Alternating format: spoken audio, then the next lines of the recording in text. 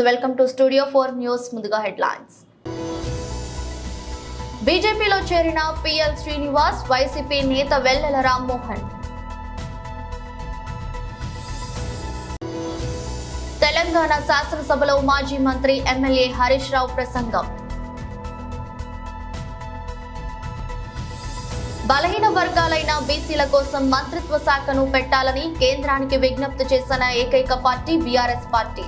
మాజీ మంత్రి ఎమ్మెల్యే శ్రీ కేటీఆర్.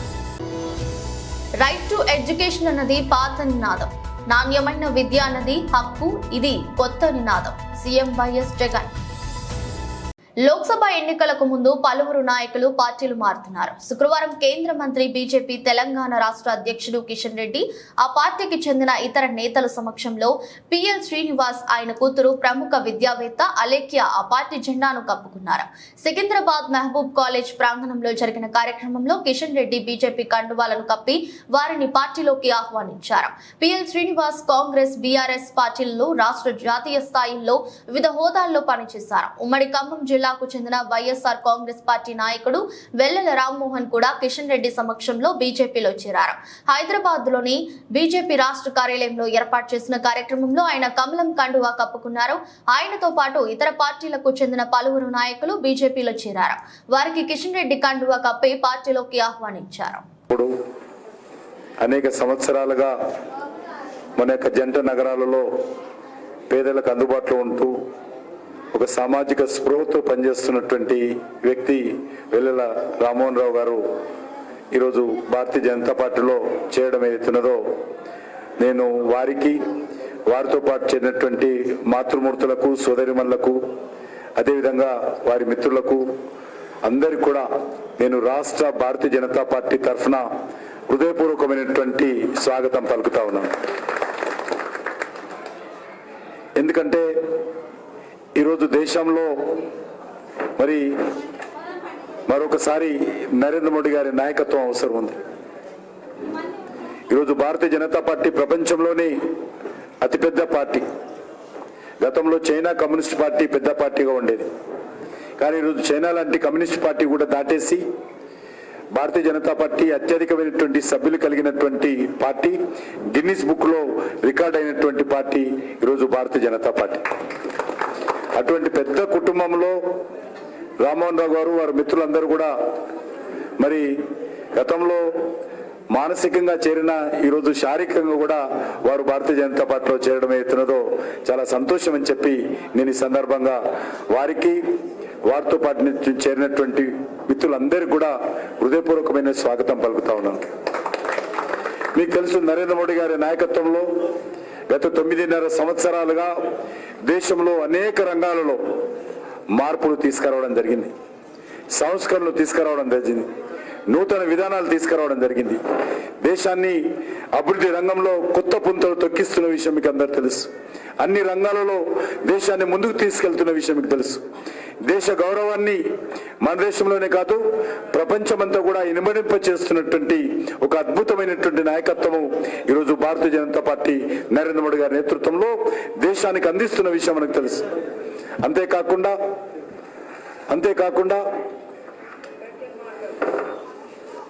అంతేకాకుండా ఈరోజు మరి మనం చూస్తూ ఉన్నాం, మీరందరూ కాశీకి వెళ్ళుంటారు. కాశీలో మరి ఏ రకంగా ఒక అద్భుతమైనటువంటి విశ్వనాథ దేవాలయ మందిరాన్ని పునర్నిర్మాణం చేసి ఒక కారిడార్గా డెవలప్మెంట్ చేశారో ఈరోజు మనం చూస్తూ ఉన్నాం. ప్రతిరోజు లక్షలాది మంది, ముఖ్యంగా మన తెలుగు ప్రజలు కాశీకి వెళ్తూ ఉంటారు. కేదార్నాథ్ టెంపుల్ తీసుకున్నా, బద్రీనాథ్ టెంపుల్ తీసుకున్నా, సోమనాథ్ టెంపుల్ తీసుకున్నా, అద్భుతంగా దాన్ని డెవలప్మెంట్ చేస్తూ ఉన్నాం. ఉజ్జయిని మహంకాళి మాత దేవాలయాన్ని కొత్త కారిడార్గా అభివృద్ధి చేసిన విషయాన్ని మనం చేస్తా ఉన్నాను. వారం రోజుల క్రితము కామాఖ్య టెంపుల్ను కూడా సుమారు 400 కోట్ల రూపాయలతోటి దాన్ని కూడా కారిడార్గా డెవలప్మెంట్ చేయడం కోసము ప్రధానమంత్రి గారు స్వయంగా వచ్చి దానికి అమ్మవారి దర్శనం చేసుకుని ఆ యొక్క కారిడార్ డెవలప్మెంట్ కోసం భూమి పూజ చేసిన విషయాన్ని మనం చేస్తా ఉన్నాం. మన రాష్ట్రంలో కూడా భద్రాచలం రామాలయ అభివృద్ధి కోసం సుమారు 50 కోట్ల పైగా నరేంద్ర మోడీ గారు కేటాయించి భారత రాష్ట్రపతి ద్రౌపది ముర్ము గారు స్వయంగా వచ్చి ఆ దేవాలయ అభివృద్ధి కోసం భూమి పూజ చేశారు. అదే వరంగల్లో ఉన్నటువంటి మరి రామప్ప దేవాలయం ఏదైతే ఉన్నదో రుద్రేశ్వర దేవాలయం, ఆ రుద్రేశ్వర దేవాలయాన్ని కూడా మరి నరేంద్ర మోడీ గారి నాయకత్వంలో యునెస్కో ప్రపంచ గుర్తింపుకు పొందినటువంటి ఉభయ తెలుగు రాష్ట్రాలలో మొట్టమొదటి దేవాలయము, మొట్టమొదటి కట్టడం అని మనం చేస్తా ఉన్నాను. నరేంద్ర మోడీ గారి కృషితో ఆ యొక్క రామప్ప దేవాలయానికి యునెస్కో రికగ్నిషన్ వచ్చిన విషయాన్ని మనం చేస్తా ఉన్నాం. అంతేకాకుండా ఈరోజు జోగులాంబ దేవాలయాన్ని కూడా మరి కేంద్ర ప్రభుత్వ నేతృత్వంలో మరి అక్కడ పర్యాటకులకు కావాల్సినటువంటి అమ్యూనిటీస్ కల్పించేటువంటి కార్యక్రమాన్ని కూడా ఈరోజు చాలా పెద్ద ఎత్తున జరుగుతూ ఉంది. వచ్చే 2 నెలల్లో ఆ పనులు కూడా పూర్తి అయిపోతాయి. ఇది కాకుండా సింహాద్రి దేవాలయం కానీ, అన్నవరం దేవాలయం కానీ, మరి ఈ యొక్క అమరావతి దేవాలయం కానీ, లేక ఇతర అన్ని రకాలుగా దేశంలో సుమారు 150 దేవాలయాలను ఈ రకంగా మరి అతి ప్రాచీనమైనటువంటి అతి ప్రాముఖ్యమైనటువంటి దేవాలయాలను అన్ని రకాలుగా అభివృద్ధి చేసేటువంటి కార్యక్రమం భారత ప్రభుత్వం చేపట్టింది. తెలంగాణ శాసనసభలో మాజీ మంత్రి ఎమ్మెల్యే హరీష్ రావు ప్రసంగం. సో బేసికల్లీ అధ్యక్ష రెండు విషయాలు సార్. ఇప్పుడు ఎజెండా అనేటువంటిది బీఎస్సీలో మనం డిస్కస్ చేసి అన్ని రాజకీయ పక్షాలను కలుపుకొని ఓ సాంప్రదాయం మనం పాటిస్తాం అధ్యక్ష. మీ సమక్షంలో నిర్ణయం జరుగుతుంది. సభ ఒకవేళ ఎక్స్టెండ్ చేయాలనుకున్నా, సభను కొనసాగించాలనుకున్నా, కొత్త అంశాలు ఏదైనా పెట్టాలనుకున్నా మీరు బీఎస్సీ మీటింగ్ పిలిచి మా అందరితో కూడా మాట్లాడి అందరినీ కాన్ఫిడెన్స్లోకి తీసుకొని చేయాల్సి ఉంటుంది అధ్యక్ష. కానీ ఈరోజు ఉదయం నుంచి ఎజెండాలో ఒక్కటి ఉంది కదా, only 1 item in the agenda, short discussion on irrigation sector. మేమందరం కూడా ప్రిపేర్ అయ్యి ఉదయం 10 గంటల నుంచి ఇక్కడ కూర్చున్నాం అధ్యక్ష. కానీ ఇవాళ మీరు ఇప్పుడు మాకు ఈరోజు అసెంబ్లీ లాస్ట్ అని చెప్పారు. మేము నిన్న ఈరోజు కూడా లెజిస్లేటివ్ అఫైర్స్ మినిస్టర్ గారిని ఉదయం కూడా కలిసి అడిగాం, శాసనసభ రేపు ఉంటుందా, ఈరోజు డిస్కషన్ ఉంటుందా అంటే ఈరోజే ఉంటుంది, ఇవాళనే లాస్ట్ ఎజెండాలో ఇచ్చినాం, వీఆర్ ఫాలోయింగ్ ద ఎజెండా అని మేము శాసనసభ మంత్రి గారిని అడిగితే ఉదయం చెప్పినారు. మధ్యాహ్నం 1 గంటకు కూడా పోయి వారిని కలిసి అడిగినాం. మేము యాక్చువల్గా విప్పులు లెజిస్లేటివ్ అఫైర్స్ మినిస్టర్ వచ్చి మాతో కోఆర్డినేట్ చేయాలి. దురదృష్టం ఏంటంటే మేమే వెళ్ళి వారిని అడిగినటువంటి పరిస్థితి ఈ సభలో చూస్తూ ఉన్నాం. గతంలో మేము అట్లా చేయలేదు. అయితే మధ్యాహ్నం కూడా పోయి కలిస్తే ఈ రోజే ఎజెండా ఫాలో అవుతాం, ఇవాళనే డిస్కషన్ ఉంటుంది అని వారు చెప్పారు. ఇవాళ అసెంబ్లీ లాస్ట్ అని కూడా చెప్పారు. దాన్ని బట్టి మేము రేపు వేరే ప్రోగ్రామ్స్ ఏదో పెట్టుకున్నాం. ఇప్పుడు నిన్న కూడా రాత్రి 9 దాకా అసెంబ్లీ జరిగింది, 11:30 దాకా కౌన్సిల్ సమావేశం జరిగింది. ఇప్పుడు ఎంత అయింది? 6 అయింది కదా అధ్యక్ష. ఓ 5 గంటలు చర్చిద్దాం, రాత్రి 11 కానీ ఈరోజు డిస్కస్ చేద్దాం, సావధానంగా మాట్లాడదాం. మీరు ఎంతసేపు మాట్లాడతామంటే కూడా మాకు అంత ఓపుకున్నది. మీరు ఎంతసేపు ఈ అంశం మీద మాట్లాడడానికి మీరు ప్రిపేర్డ్ ఉన్నా మేము వినడానికి, మేము మా వాదన మా యొక్క ఆలోచనను చెప్పడానికి మేము సిద్ధంగా ఉన్నాం. దయచేసి ఎల్ఏ మినిస్టర్ గారు సభా సాంప్రదాయాలు పాటించాలి, మీరు ఇచ్చిన మాట మీద మీరు నిలబడాలి. ఈరోజు ఉదయం నుంచి 2 సార్లు కూడా ఈ రోజే డిస్కషన్ అవుతుంది, ఈ రోజే మాట్లాడదామని మీరు మాకు మాట ఇచ్చి ఇట్లా మీరు సడన్గా మారిస్తే ఇది సభా సాంప్రదాయాలకు మంచిది కాదు. We follow certain procedures, we follow certain practices. Speaker గారు మీరు కూడా ఇది ఇంకా 5 ఏళ్ళు మీరు మమ్మల్ని కాన్ఫిడెన్స్లోకి తీసుకోవాలి. మీరైనా వారైనా మీరు ఏదున్నా ఈ ఒక రోజుతో అయ్యేది కాదు. ఏదైనా ప్రధాన ప్రతిపక్షానికి కూడా సమానమైన గౌరవం ఇస్తూ కాన్ఫిడెన్స్లు తీసుకొని నడిపేటువంటి పద్ధతి ఈ సభలో చూస్తూ ఉన్నాం గత కొంతకాలంగా. కానీ ఇట్లా మేము బుల్డోజ్ చేస్తాం, మా ఇష్టం ఉన్నప్పుడు వాయిదా వేస్తాం, మేము బీఎస్సీ మాట్లాడము, ప్రధాన ప్రతిపక్షంను కాన్ఫిడెన్స్లోకి తీసుకోము, మా ఇష్టారీతిలో సభ నడుపుతామంటే అది మీ విజ్ఞత అధ్యక్ష. కానీ దయచేసి మేము కోరేది ఈ రోజే సభ జరపండి, ఈ రోజే ఎజెండా ప్రకారంగా ఈ డిస్కషన్ ఇవాళ పూర్తి చేయాలని మీ ద్వారా ప్రభుత్వాన్ని కోరుతా ఉన్నాం. బలహీన వర్గాలైన బీసీల కోసం మంత్రిత్వ శాఖను పెట్టాలని కేంద్రానికి విజ్ఞప్తి చేసిన ఏకైక పార్టీ బీఆర్ఎస్ పార్టీ. మాజీ మంత్రి MLA Shri KTR. Speaker sir, ధన్యవాదాలు. ఒక ముఖ్యమైన తీర్మానం మీద మాకు అవకాశం కల్పించినందుకు మీ ద్వారా సభకు ధన్యవాదాలు సార్. ముందుగా మా పార్టీ తరఫున గౌరవనీయులు గంగుల కమలాకర్ గారు, కడియం శ్రీహరి గారు, కాలేరు వెంకటేష్ గారు అందరూ చెప్పారు, నేను కూడా తిరిగి మళ్ళీ పునరుద్ఘాటిస్తూ ఉన్నా సార్. ఈ తీర్మానాన్ని పూర్తి స్థాయిలో మా పార్టీ పరంగా పూర్తి స్థాయిలో మనస్ఫూర్తిగా దీన్ని ఆహ్వానిస్తున్నాము, స్వాగతిస్తున్నాము. ప్రభుత్వానికి అభినందనలు కూడా హృదయపూర్వకంగా తెలియజేస్తున్నాం సార్. అధ్యక్ష, కాకపోతే ఒక విషయం చెప్పాలి అధ్యక్ష, ఎందుకంటే ఈ తీర్మానం స్వాగతించదగ్గది అనే మాట అందులో భేదాభిప్రాయం లేదు, భిన్నాభిప్రాయం లేదు. మా నాయకులు, ప్రతిపక్ష నాయకులు, గౌరవ పెద్దలు, తెలంగాణ తొలి ముఖ్యమంత్రి కేసీఆర్ గారు ఈరోజు కాదు అధ్యక్ష, 2004 డిసెంబర్ 17 నాడు ఆనాడు UPA 1 గవర్నమెంట్లో కేంద్ర మంత్రిగా ఆనాడు వారు ఇక్కడ మన రాష్ట్రంలో, ఆనాడు ఉమ్మడి ఆంధ్రప్రదేశ్ రాష్ట్రంలో ఉండే బలహీన వర్గాల సంక్షేమం కోసం పోరాడే ఆర్ కృష్ణయ్య గారు, వకులాభరణం కృష్ణమోహన్ రావు గారు, ఇట్లాంటి పెద్దలందరినీ కూడా తీసుకొని ఆనాటి అప్పటి ప్రధానమంత్రి గౌరవనీయులు మన్మోహన్ సింగ్ గారి అపాయింట్మెంటు వారు కోరినారు సార్. ఎందుకంటే బలహీన వర్గాల సమస్యల మీద మాట్లాడాలి, సమయం ఇవ్వండి అని కోరితే ప్రధానమంత్రి గారు ఒక 5 నిమిషాలు సరిపోతుందా అని అడిగినారు. 5 నిమిషాలు కాదు సార్, ముఖ్యమైన సమస్య, మీకు వివరంగా చెప్పాలి, దయచేసి ఒక 40 నిమిషాలు టైం ఇవ్వండి అంటే దాదాపు ప్రధానమంత్రి మన్మోహన్ సింగ్ గారు గంటన్నర సమయం ఇచ్చి డిసెంబర్ 17, 2004 అధ్యక్ష, నేను తేదీతో సహా చెప్తా ఉన్నా, ఆ రోజు పోయి కలిసి సవివరంగా వారికి ఎక్స్ప్లెయిన్ చేయడమే కాకుండా ఆ రోజు పెట్టిన డిమాండ్ కూడా ఒకటే సార్. మా పార్టీ తరపున ఆనాడు కేంద్ర మంత్రిగా కేసీఆర్ గారు చెప్పిన మాట, అన్ని రాష్ట్రాల్లో బీసీ వెల్ఫేర్ మంత్రిత్వ శాఖలు ఉన్నాయి, కేంద్రంలో లేకపోవడం అనేది శోచనీయం, బాధాకరం. కాబట్టి ఓబీసీ వెల్ఫేర్ మినిస్ట్రీ ఖచ్చితంగా పెట్టండి ఆనాడు ఒక సహచర మంత్రిగా ఆ రోజు కేసీఆర్ గారు ప్రధానమంత్రి గారిని ఇక్కడ నుంచి మొత్తం సోదరులందరినీ కూడా తీసుకొని పోయి ఆ రోజు డిమాండ్ చేసిన విషయాన్ని కూడా నేను గుర్తు చేస్తా ఉన్నా అధ్యక్ష. ఆ రోజు డిమాండ్ చేయడమే కాదు, ముఖ్యమంత్రిగా ఆనాడు తెలంగాణలో 2014 తర్వాత ఒకసారి కాదు అధ్యక్ష, 2 సార్లు తీర్మానాలు కూడా చేసి పంపించినాము. ఆనాడు మళ్ళీ ప్రధానమంత్రి నరేంద్ర మోడీ గారికి కూడా విజ్ఞప్తి చేసినాం, ఓబీసీ వెల్ఫేర్ మినిస్ట్రీ పెట్టండి, పెట్టినట్టయితేనే మీరు బడ్జెట్లో కనీసం 5% పెట్టినా 2 లక్షల కోట్లు వస్తుంది భారతదేశంలోని బలహీన వర్గాలకు అని చెప్పి డిమాండ్ చేసిన పార్టీ బీఆర్ఎస్ పార్టీ అనే మాట కూడా నేను మళ్ళొకసారి గుర్తు చేస్తా ఉన్నా అధ్యక్ష. ఈ తీర్మానాన్ని స్వాగతిస్తూనే కేవలం 2 విషయాలు మాత్రం గౌరవ మంత్రి గారి దృష్టికి, ప్రభుత్వ దృష్టికి నేను తీసుకొని పోవాలనుకుంటున్నాను సార్.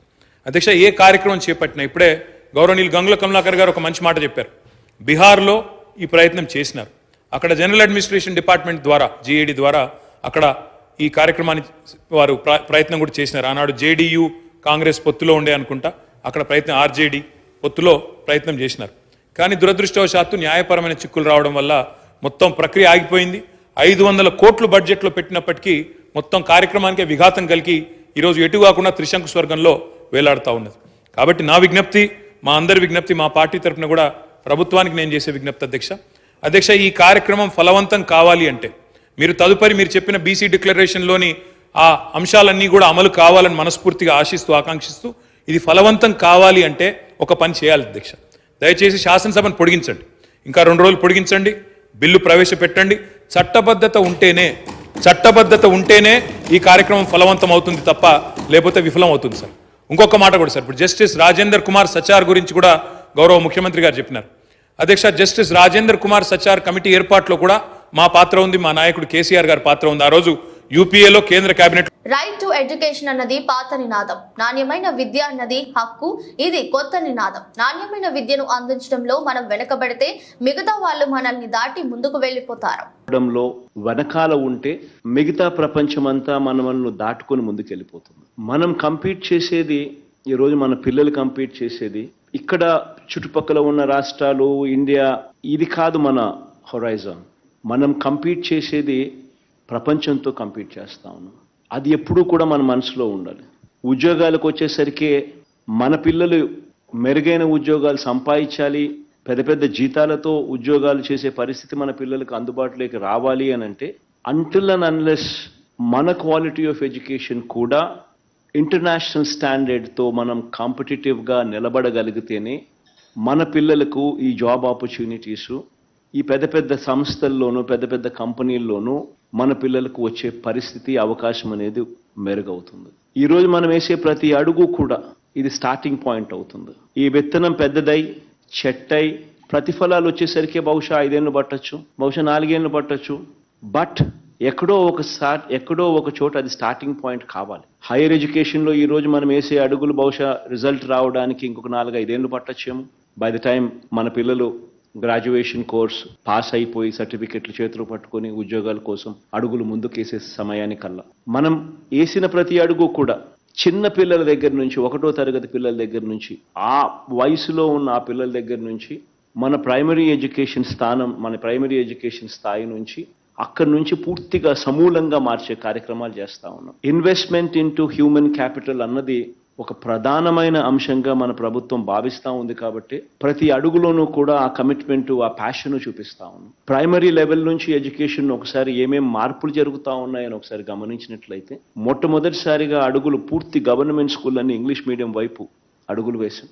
భావి ప్రపంచమంతా కూడా పరిగెత్తా ఉంది. గ్లోబల్ సిటిజన్స్ కావాలి అని అంటే మనం మాట్లాడే భాషలో పరివర్తన రావాలి. ఇది ఒక సువర్ణ అధ్యాయంగా నిలిచిపోతుంది. సమస్య వ్యవస్థలోని వ్యక్తులతో కాదు, ఆ వ్యవస్థ పనితీరుతో అని జనసేన అధ్యక్షుడు పవన్ కళ్యాణ్ అన్నారు.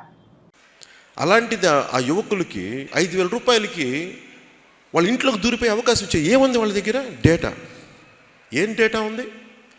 మీ ఇంట్లో ఎంతమంది ఉంటారు, మీ ఆధార్ కార్డు తెలుసు, ఎంత ఆదాయాలు వస్తాయో తెలుసు, ఎంతమంది పిల్లలు, ఎవరికి పెళ్ళయింది, ఎవరికి పెళ్ళి అవ్వలేదు, ఎక్కడ చదువుతున్నారు, వీళ్ళు పొద్దున్న లేస్తే ఎక్కడికి వెళ్తారు, ఎక్కడికి తిరిగి వస్తారు, వీళ్ళకి ప్రేమలు ఉన్నాయా, భార్యాభర్తల మధ్య గొడవలు ఉన్నాయా, భర్త బయటికి వెళ్తే భార్య ఏం చేస్తుంది, భర్త బయటికి వెళ్తే భర్త ఎక్కడ తిరుగుతాడు, ఈ ఇన్ఫర్మేషన్ అన్నీ చాలా అసలు ఎప్పటికీ లేదు, మైక్రో లెవెల్కి వెళ్ళిపోయింది. ఆ ఇన్ఫర్మేషన్ తీసుకొని వాళ్ళు మేబీ జగన్ కానీ వీళ్ళు స్టార్ట్ చేసినప్పుడు వీళ్ళ ఉద్దేశం వాళ్ళ పార్టీ బలోపేతం కనుకోవచ్చు, కానీ ఇన్ఫర్మేషన్ సెన్సిటివ్ ఇన్ఫర్మేషన్ కదా,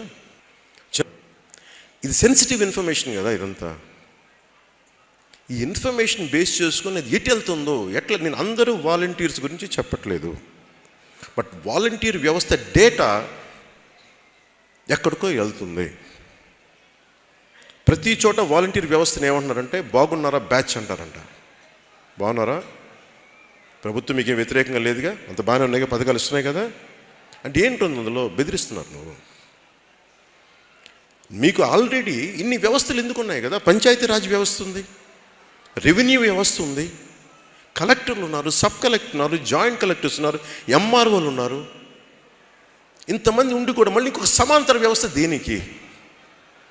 దేనికి అంటే టు కంట్రోల్ పీపుల్. కనీసం వైసీపీ ఎమ్మెల్యేల కంట్రోల్ ఉంటే వాళ్ళ నియోజకవర్గం నేను చాలా సంతోషిస్తాను.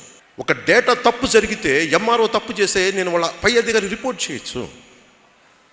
10 మంది 5,000 రూపాయలు తీసుకునే వాళ్ళలో కొద్ది మంది కనుక తప్పు చేస్తే నేను ఎవరికి చెప్పుకోను? నేను ఒక తండ్రిని, నాకు 2 ఆడపిల్లలు ఉన్నారు, నేను ఒక గ్రామంలో ఉన్నాను. ఈ వాలంటీర్లో ఒక 2-3 తప్పు చేస్తే నేను ఎవరికి చెప్పుకోను? వాళ్ళు ఏమంటారు? వాళ్ళు ప్రభుత్వ ఉద్యోగులు కాదంటావు. మరి ప్రభుత్వ ఉద్యోగులు కానప్పుడు నువ్వు ఇంత డేటా నన్ను ఎందుకు అడిగిస్తున్నావు? మరి ఇచ్చేస్తున్నాను వాళ్ళకి. నీకు అవసరమైనప్పుడు ప్రభుత్వ ఉద్యోగులు డేటా కావాలి, అవసరం లేనప్పుడు మటుకు వాళ్ళు మాకు చేతులు దులిపేసుకుంటారు. నేను చెప్పింది మీరు డేటాబేస్ కలెక్ట్ చేయండి. మీ వాలంటీర్లు డేటాబేస్ కలెక్ట్ చేయటం వల్ల ఆ డేటా ఎక్కడో హైదరాబాద్లో ఉన్న ఒక కంపెనీకి వెళ్ళిపోయి ఆ కంపెనీ నుంచి లీక్ అది ఎటు వెళ్ళిపోయింది. అదే చెప్పాను తప్ప ఏ రోజు కూడా వాలంటీర్ వ్యవస్థ సంపూర్ణంగా వాళ్ళు చేశారని నేను ఎప్పుడు అనలేదు. వాలంటీర్ల మీద నాకు గౌరవం ఉంది, కానీ కొద్దిమంది వాలంటీర్లు చేసిన తప్పులకి వాలంటీర్ వ్యవస్థ మొత్తం చెడ్డ పేరు తీసుకొచ్చిందని చెప్పాను తప్ప వాలంటీర్ వ్యవస్థ ఏ రోజు కూడా మొత్తానికి చేసిన నేను ఏ రోజు చెప్పలేదు. ముఖ్యంగా వాలంటీర్స్గా పనిచేస్తున్న యువతకు ప్రత్యేకించి తెలియజేస్తాను, మీ భవిష్యత్తుకు కూడా మేమందరం అండగా నిలబడి ఉంటామని తెలియజేసుకుంటున్నాం. ఈ ఉద్దేశంలో ఈ క్రమంలో జగన్ గారు ఒక నిజమైతే చెప్పారు, 33,000 మంది ఆడపిల్లలు ఆంధ్రప్రదేశ్ నుంచి అదృశ్యమైతే ఆయనైతే చెప్పారు. దేశీయ స్టాక్ మార్కెట్లు ఈ వారాన్ని లాభాలతో ముగించాయి. మార్కెట్లు వరుసగా 4వ రోజు లాభాలను మూటగట్టుకున్నాయి. అంతర్జాతీయ మార్కెట్ల సానుకూల సంకేతాలతో మన మార్కెట్ కలకలలాడాయి. ఈ రోజు ట్రేడింగ్ ముగిసే సమయానికి సెన్సెక్స్ 376 పాయింట్లు లాభపడి 72,427కి చేరుకుంది. నిఫ్టీ 130 పాయింట్లు పుంజుకొని 22,041కి పెరిగింది. అమెరికా డాలర్తో పోలిస్తే మన కరెన్సీ మారకం విలువ 82.04గా ఉంది. BSE Sensex top gainers Wipro 4.79%, Mahindra and Mahindra 3.96%, L&T 2.68%, Tata Motors 2.02%, Maruti 1.93%. Top losers Power Grid Corporation -2.36%, State Bank of India -0.90%, Reliance -0.70%, NTPC -0.59%, Axis Bank -0.31%. Guntur Kaaram cinema Mahesh Babu స్థాయి సినిమా కాదని ప్రముఖ సినీ రచయిత పరుచూరి గోపాలకృష్ణ పేర్కొన్నారు. రిలీజ్ అయిన సినిమాలపై తన యూట్యూబ్ ఛానల్లో విశ్లేషణ చేస్తూ ఆకట్టుకునే ఆయన తాజాగా గుంటూరు కారం సినిమాపై రివ్యూ ఇచ్చారు. ఆ వీడియోలో ఆయన మాట్లాడుతూ ఎవరిని విమర్శించాలని కాదు కానీ ఆ సినిమా మహేష్ బాబు స్థాయి సినిమా కాదని తేల్చి చెప్పారు. 350కి పైగా సినిమాలకు పనిచేసిన తనకు గుంటూరు కారం సినిమా కథనం కాస్తంత గందరగోళంగా అనిపించిందని పేర్కొన్నారు. ప్రేక్షకులు ఎలా అర్థం చేసుకున్నారో తనకు తెలియదని అన్నారు. అయితే రెండోసారి చూస్తే కొంత స్పష్టత వస్తుందేమోనని అభిప్రాయపడ్డారు. దర్శకుడు త్రివిక్రమ్ శ్రీనివాస్ స్క్రీన్ ప్లేతో ఆడుకున్నారని 200 కోట్లతో సినిమా తీసినప్పుడు కనీసం 300 కోట్లు అయినా వస్తే తప్ప లాభం ఉండదని ఇండస్ట్రీలో చెబుతుంటారని పేర్కొన్నారు. 2021లో మొదలుపెట్టిన ఈ సినిమా 2024లో విడుదలైందని, ఈ గ్యాప్ లో కథలోనో కథనంలోనో చిత్ర బృందం మధ్య తేడాలు వచ్చి ఉండొచ్చని అభిప్రాయపడ్డారు. త్రివిక్రమ్ మంచి టైటిల్స్ పెడతాడని, ఆయన సినిమాలన్నిటిలోకి ఇది కొంచెం తేడాగా అనిపించిందని పరుచూరి పేర్కొన్నారు. సంబంధిత డాక్యుమెంట్స్ హీరో సంతకం పెడతాడా లేదా అనే పాయింట్ కు కంపోజ్డ్ సీన్స్ రాసుకున్నారని, శారదా బాలకృష్ణ వాణిశ్రీ చిరంజీవి కాంబినేషన్ లోనే రమ్యకృష్ణ మహేష్ బాబు కాంబో ఉంటుందని ఊహించుకున్నానని, కానీ ఇది తల్లి కొడుకుల కథ అని పేర్కొన్నారు. అమ్మను దైవంలా కలుస్తాడు తప్పితే టీజ్ చేయలేదని, ఇబ్బంది పెట్టలేదని, ఈ సినిమా విషయంలో జరిగిన పొరపాటు ఇదేనని వివరించారు. అద్భుతంగా కథను రాసే త్రివిక్రమ్ ఇది సరిపోతుందని అనుకున్నారేమోనని గోపాలకృష్ణ పేర్కొన్నారు. గంజాయి విక్రయిస్తున్న 6 మంది ముఠాను పాలమనేరు పోలీసులు అరెస్ట్ చేశారు. పాలమనేరు పోలీస్ స్టేషన్ లో ఏర్పాటు చేసిన విలేకరుల సమావేశంలో సిఐ చంద్రశేఖర్ వివరాలు వెల్లడించారు. గాంధీనగర్ బస్ స్టాప్ వద్ద గంజాయి విక్రయిస్తున్నారన్న సమాచారంతో రెవెన్యూ అధికారులతో కలిసి దాడి చేసి 6 మందిని అరెస్ట్ చేసి వారి వద్ద నుండి 2 ఆటోలు 3 కేజీల గంజాయి స్వాధీనం చేసుకున్నట్లు తెలిపారు.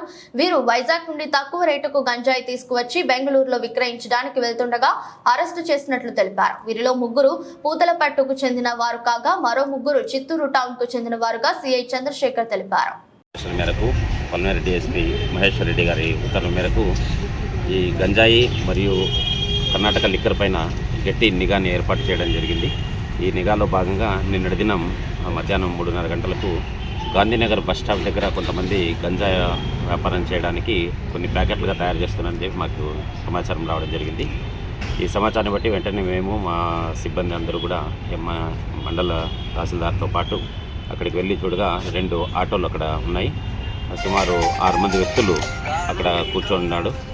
వాళ్ళందరూ ఈ గంజాయిని చిన్న చిన్న ప్యాకెట్స్ ఇక్కడ ఉంచాం కదా, ఇది ప్యాకెట్స్గా తయారు చేస్తూ ఉన్నారు. వాళ్ళందరినీ మేము పట్టుకొని విచారిస్తే వాళ్ళల్లో పెరుమాల్ అనే వ్యక్తి అంటే పూతలపట్టు, ఆయన ఈ గ్యాంగ్ కొద్దిగా లీడర్. మళ్ళీ ఈయనకు విశాఖపట్నంలో ఉన్నటువంటి ఒక వ్యక్తితో పరిచయం ఉంది. అక్కడ నుంచి ఈయన ఈ పెరుమాల్కు ఆయన సరుకు తీసుకురావడం, ఈయన కూడా కావాలంటే అక్కడికి వెళ్ళడం తీసుకురావడం జరుగుతుంది. ఈ గంజాయి అక్కడి నుంచి తెచ్చిన తర్వాత మళ్ళా దిలీప్ అనే వ్యక్తికి ఈ పెరుమాల్లో ఇస్తాడు. ఇచ్చిన తర్వాత అంటే వీళ్ళంతా డబ్బు ఎక్కువ కోసమే అమ్ముతూ ఉన్నారు ఈ గంజాయిని. ఈ విధంగా 2 కేజీల ప్యాకెట్లు వస్తాయి. ఈ ప్యాకెట్లని ఎక్కువ రేటుకి అక్కడ నుంచి తక్కువ రేటు తీసుకొని వీటిని ఇంకా ఎక్కువ రేటుకి అమ్మడం జరుగుతుంది. అదేవిధంగా వీళ్ళు ఎక్కువ మంది ఆటో డ్రైవర్లు ఉన్నారు దీంట్లో. వీళ్ళు ఈ రకంగా ప్యాకెట్స్ తీసుకొని ఆటోలో దాచి ఉంచి ఒక్కొక్కరికి సీక్రెట్గా దాదాపు ఈ చిన్న ప్యాకెట్ 300 నుంచి 400 రూపాయలు అమ్ముతున్నారు. ఈ విధంగా ప్యాకెట్స్ చేసి వీళ్ళు సీక్రెట్గా అమ్ముతూ ఉన్నారు. వీటిని ఇంకా బెంగళూరులో అమ్మితే ఇంకా ఎక్కువ రేట్ వస్తుందనే ఉద్దేశంతో ఈ 6 మంది ఉద్యోగాలు కూడా డిసైడ్ చేసుకొని బెంగళూరుకు పోయేటప్పుడు మనకు సమాచారం వచ్చింది. వీళ్ళందరినీ కూడా నిన్న అదుపులోకి తీసుకున్నాం. దీంట్లో పూతలపట్టు మండలానికి చెందిన వ్యక్తులు 3 ఉన్నారు. చిత్తూరు టౌన్కి చెందిన వాళ్ళు 3 ఉన్నారు. ఈ 6 మందిని కూడా మనం అరెస్ట్ చేయడం జరిగింది. ఇంకా వీళ్ళ వెనకలు ఉన్నటువంటి కింగ్ పిన్ అనే వ్యక్తి ఎవరైతే విశాఖపట్నం వ్యక్తి ఉన్నారో ఆయన కూడా మనం త్వరలోనే అరెస్ట్ చేయడం జరుగుతుంది. వీళ్ళ దగ్గర నుంచి సుమారు మనం 3 కేజీలు గంజాయి, తర్వాత 2 ఆటోలు సీజ్ చేయడం జరిగింది. వీళ్ళందరినీ NDPS కింద కేసు నమోదు చేసి ఈరోజు కోర్టులో హాజరుపరచడం జరుగుతుంది. వీటి వల్ల సుమారు దగ్గర వీళ్ళు అంటే అక్కడ తక్కువ రేటు పడుతుంది, వీళ్ళు అమ్మేది ఎక్కువ రేటుకి అమ్ముతారు. 3 కేజీలన్నా కూడా సుమారుగా అది 34 వేలకు అమ్మడం జరుగుతుంది. చంద్రశేఖర్ సేఫ్ పెట్టుకుంటారు, ఆటోలో దాచిపెడతారు. వీళ్ళు అమ్ముతున్నారనే తెలిసిన వ్యక్తులు ఒక్కొక్కరు పోయి తీసుకుంటారు అనమాట. అంటే దీనికి అలవాటు పడిన వాళ్ళు చాలామంది ఉన్నారు కదా, వాళ్ళు పోయి ఒక్కొక్కరు 200, 300, 400కు ఈ ప్యాకెట్స్ తీసుకొని జోలో పెట్టుకొని వాడుతూ ఉన్నారు. నిన్న మనం కూడా అట్లే ఒక వ్యక్తి దగ్గర ఉన్నటువంటి దీన్ని పట్టుకొని లింక్ను మనం ఎస్టాబ్లిష్ చేసి వీళ్ళందరినీ కూడా అరెస్ట్ చేయడం జరిగింది. వార్తలు ముగించే ముందు మరోసారి హెడ్లైన్స్. బీజేపీలో చేరిన పిఎల్ శ్రీనివాస్, వైసీపీ నేత వెల్లెల రామ్మోహన్.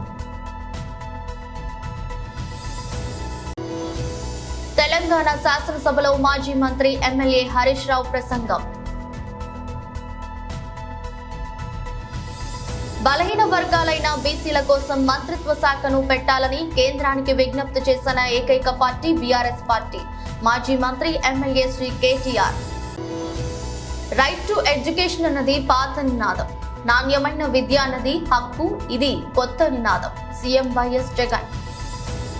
ఎదురొచ్చు బులెటిన్ మరో బులెటిన్లో మళ్ళీ కలుద్దాం. అంతవరకు సెలవు, నమస్కారం.